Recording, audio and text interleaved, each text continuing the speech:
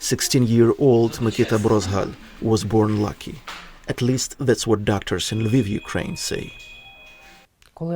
It's not scary when you get injured. It hurts, but it's not scary.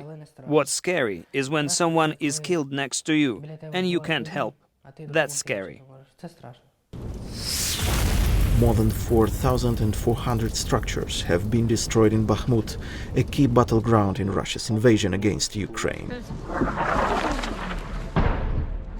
Since February, 320 children have been evacuated from the city and its surrounds.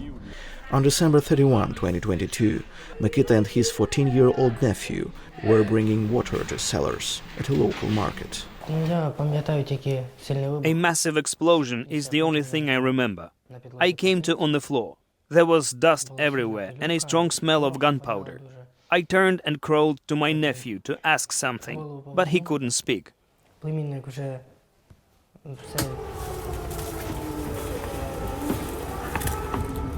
His nephew didn't make it, but Mikita, along with his mother and sister, was brought to Lviv on an evacuation train 3 days after his injury. Here we are, kids. Can we walk? Yes, but very slowly. The teen had 6 shell fragments in his body, one lodged deep in his chest. It's 5 centimeters away from his heart. It's tough. He can't move, cough, or turn. He can't do anything. The fragment shattered his ribs, crushed his left shoulder blade, entered the chest, damaging the upper lobe of the left lung, and got stuck between 2 major vessels. Surgeon Alexander Kalinchuk was among the first to see Mikita at the hospital. The fragment is about 3 centimeters in size.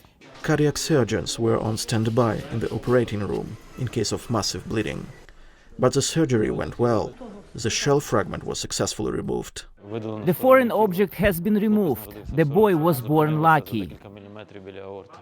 Mikita had several more surgeries to remove other shell fragments, followed by months of rehabilitation. When shelling became a frequent thing, I'd been under fire for many times.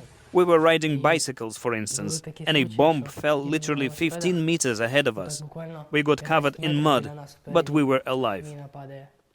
Now that he is better, Mikita plans to complete auto mechanic training that he had started before the war.